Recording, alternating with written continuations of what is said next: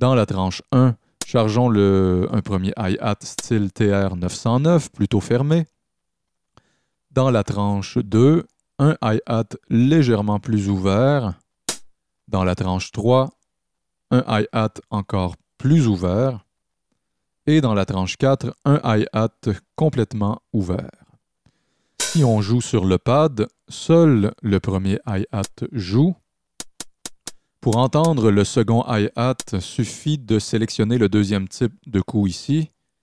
On rappelle que ces 4 coups renvoient en fait aux 4 tranches de sample de cette section. Si on sélectionne le troisième type de coup, nous retrouvons donc notre hi-hat davantage ouvert et finalement, avec le quatrième type de coup, nous entendons notre hi-hat pleinement ouvert. Nous pouvons donc renommer ces types de coups dans l'indicateur ici. Par exemple, appelons le premier fermé 1, le second fermé 2, le troisième fermé 3 et le dernier ouvert. Nous voyons maintenant les changements de nom qui ont été pris en compte dans la section Hit Type ici.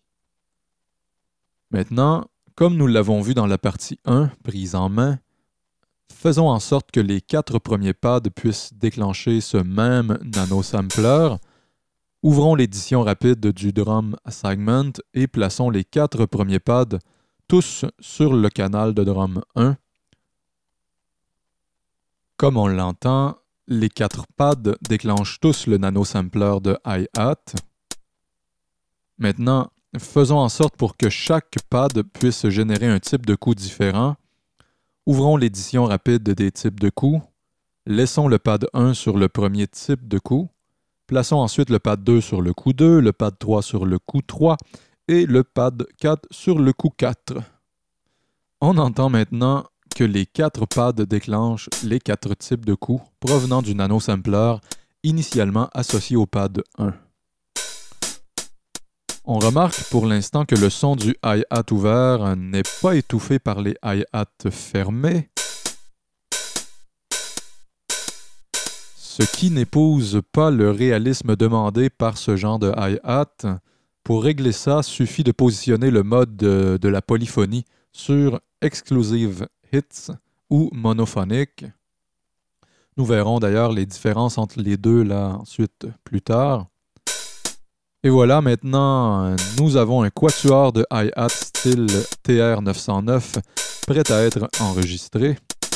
D'ailleurs, comment fait-on pour enregistrer ou pour écrire une séquence qui sera lue par le Kong? Eh bien, tout simplement en allant sur le séquenceur général,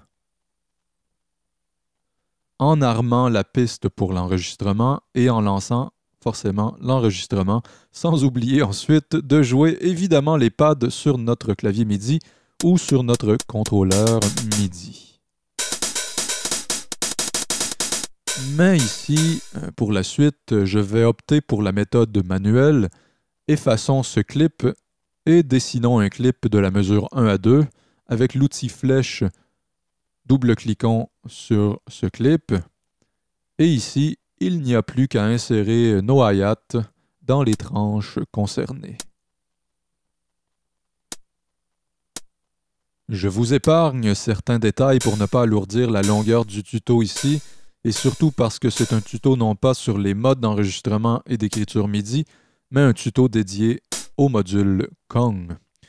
Voilà, mine de rien, nous avons maintenant une ligne de hi-hat écrite ici avec nos 4 samplings de hi-hat. Un petit truc sur Reason 5 pour paramétrer la boucle et lancer la lecture en même temps consiste à sélectionner le clip MIDI et tout simplement à cliquer sur la touche P du clavier d'ordinateur. Nous pouvons ajouter un kick sur le pad 5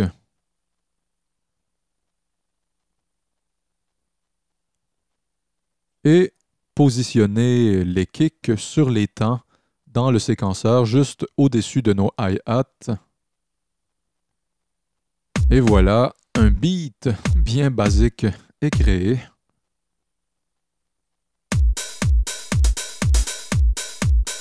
Revenons sur le Kong et cliquons sur le pad 1. La fonction Remove Layer, ici, permet tout simplement d'enlever une couche, que ce soit une couche principale de coup ou que ce soit une couche layer insérée dans n'importe quelle couche de coup. La fonction Edit Sample ici nous permet d'aller appliquer certaines petites éditions sur le sample sélectionné.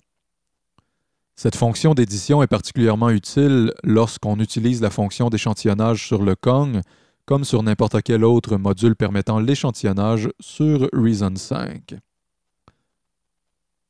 Pour bien faire entendre l'implication des 3 modes de polyphonie, je vais utiliser des échantillons de boucles. Initialisons le patch et utilisons un nano sampler sur le pad 1. Dans la tranche 1, allons charger une première boucle.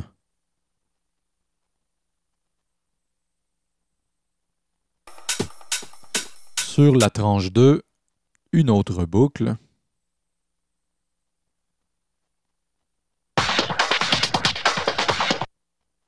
Dans l'édition du Drum Assignment, faisons en sorte que le pad 2 utilise aussi le nano sampler du pad 1. Dans le type de coup, sur le pad 1, utilisons le coup 1, renvoyant en fait ici à la boucle insérée sur la tranche 1, et sur le pad 2, utilisons le coup 2, correspondant à la deuxième boucle, tout simplement. Au niveau de la polyphonie, le mode Full implique que nous avons là une pleine polyphonie. Autrement dit, chaque fois qu'un sampling sera déclenché, il jouera du début jusqu'à la fin comme ceci.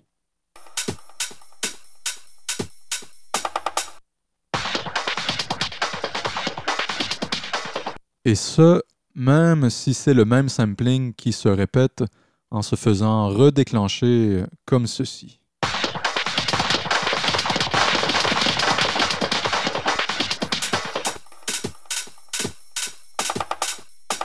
Et le même phénomène a lieu lorsque l'on joue les samplings placés sur les différents types de coups.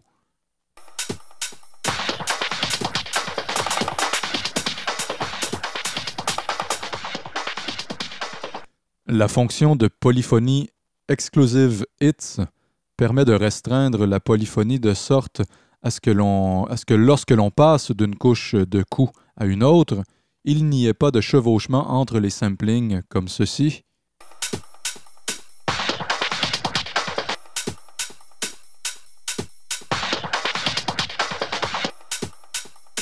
Cependant, si on redéclenche un échantillon par-dessus lui-même, la polyphonie reste toujours présente et on entend les chevauchements.